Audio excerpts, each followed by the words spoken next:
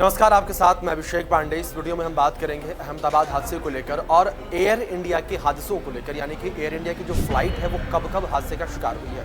सबसे पहले अगर बात अहमदाबाद हादसे को लेकर करें, जिस तरीके से 242 लोगों को लेकर ये फ्लाइट उड़ी, लेकिन अपने गंतव्य तक ये फ्लाइट नहीं पहुंच पाई और उड़ान भरने के केवल 3 से 5 मिनट के अंदर ही फ्लाइट जो है वो धमाके का शिकार हो गई और इसके बाद हादसे का शिकार हुई, जिसमें 241 लोगों की जान चली गई और इकलौता एक आदमी जो है वो इस पूरे प्लेन हादसे में सरवाइव कर पाया। लेकिन ऐसे में जिस तरीके से पूरा हादसा हुआ है, एयर इंडिया पर कई सारे सवाल उठते नजर आ रहे हैं और एयर इंडिया के जो पुराने हादसे हैं उन हादसे को लोग याद कर रहे हैं। तो सबसे पहले आपको बताते हैं शुरुआत से।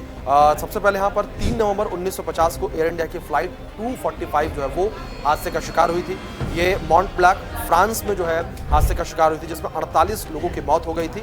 और विमान को लेकर बात की जाए तो यहाँ पे लॉकहीड L749A कॉन्स्टेलेशन विमान था और वजह क्या थी हादसे की उसमें बता दें तो खराब मौसम और नेविगेशन में गड़बड़ी की वजह से यह हादसा हुआ था। इसके बाद दूसरे हादसे को लेकर बात करें तो यह हादसा 24 जनवरी 1966 को हुआ था, जिसमें एयर इंडिया की फ्लाइट 101 थी और ये जगह थी मॉन्ट ब्लैंक फ्रांस। यहाँ फिर से मॉन्ट ब्लैंक फ्रांस में हादसा हुआ 16 साल के बाद, जहाँ पर विमान था बोइंग 707 और 437, जिसमें 117 लोगों की जान चली गई थी।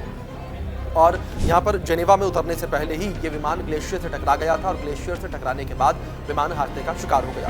इसके बाद एक बार फिर हादसा हुआ करीब 12 साल के बाद 1 जनवरी 1978 को एयर इंडिया की फ्लाइट 855 जो है वो हादसे का शिकार हो गई थी, जिसमें 213 लोगों की जान चली गई थी। एक बड़ा हादसा था ये अरब सागर मुंबई भारत के बीच हादसा हुआ था, जिसमें विमान था बोइंग 747-237B, जिसे सम्राट अशोक भी कहा जाता था।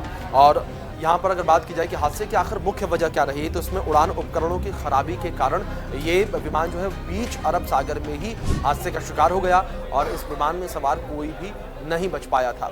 इसके बाद हादसा हुआ 12 जून 1982 को। यहाँ पर एयर इंडिया की फ्लाइट थी ये, जो कि मुंबई में हादसा हुआ, जिसमें विमान था बोइंग 707 और 400, जिसमें 17 लोगों की मौत हो गई थी। और भारी बारिश और मुश्किल लैंडिंग के बाद विमान रनवे से फिसल गया था और आज भी लोग जब भी इन तस्वीरों को याद करते हैं तो सहर उठते हैं, क्योंकि जिस तरीके से यह हादसा हुआ, इस हादसे ने कई जिंदगियों को समाप्त कर दिया था।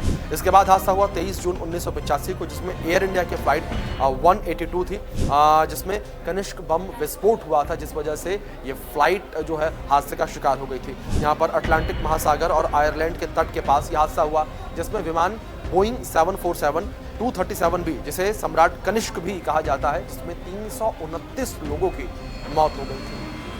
तो वहीं इस पूरे घटना को लेकर बात की जाए तो आतंकवादी हमले की वजह से ये विमान जो है वो हादसे का शिकार हुआ था, जिसमें 329 लोगों की जान चली गई थी। एक बड़ा आतंकवादी हमला इसे माना जाता है, कहा जाता है, जिस तरीके से ये पूरा हादसा हुआ था, जिसमें 329 लोगों की जान चली गई थी। इसके बाद एयर इंडिया की फ्लाइट जो है वो 22 मई 2010 को हादसे का शिकार हुई, जिसमें एयर इंडिया एक्सप्रेस फ्लाइट 812 हादसे का शिकार हो गई। और मंगलौर भारत में यह हादसा हुआ, जिसमें बोइंग 737-800 विमान था और इसमें 158 लोगों की जान चली गई थी। और लैंडिंग के दौरान रनवे से ये विमान जो है वो आगे निकल गया था और इसके बाद विमान में एक बड़ा धमाका हुआ और विमान हादसे का शिकार हो गया और विमान में सवार 158 लोग जो हैं उनकी जान चली गई थी। इसके बाद 7 अगस्त 2020 को एयर इंडिया का विमान जो है वो हादसे का शिकार हुआ था, जिसमें 21 लोगों की जान चली गई थी। इस हादसे को लेकर बात की जाए तो यह हादसा कोझिकोड भारत में ही हुआ था, जिसमें बोइंग 737-800 था, जिसमें 21 लोगों की मौत हो गई थी और वजह बताई गई खराब मौसम।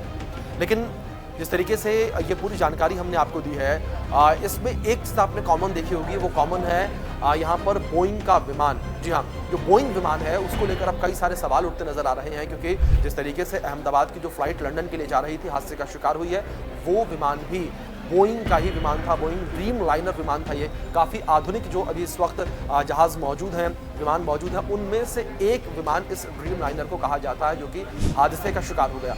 और अब लगातार जो बोइंग कंपनी है उसके ऊपर सवाल उठते नजर आ रहे हैं और कोई केवल एक ही सवाल कर रहा है कि आखिर जो सुरक्षा के तय मानक है, क्या उन तय मानकों पर ये फ्लाइट खरी उतरती है? क्या जो तय मानक हैं उन तय मानकों को पहले से जांचा परखा जाता है? क्योंकि जिस तरीके से लगातार ये हादसे हुए हैं, ये तो हमने आपको एयर इंडिया के हादसे बताए हैं। अगर पूरे विश्व को लेकर बात की जाए तो पूरे विश्व भर में भी जो बोइंग के विमान हैं वो कई सारे हादसे का शिकार हुए हैं। और एक ताज़ा मामला जब जापान का सामने आया था, जिसमें काफ़ी ज़्यादा सुर्खियां जो है देखने को मिली थी। 2 विमान बोइंग के ही ड्रीमलाइनर थे, जो कि 6 महीने के अंदर ही हादसे का शिकार हो गए थे। और कंपनी ने इन दोनों विमानों को एक साथ ही खरीदा था, लेकिन बड़ी बात यहाँ पर ये रही कि उन दोनों ही विमानों में किसी की मौत नहीं हुई थी।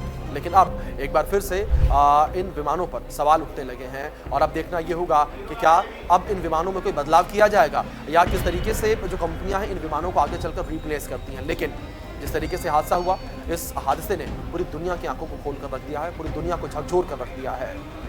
फिलहाल इस वीडियो में इतना ही। आप बने रहें इंडिया न्यूज़।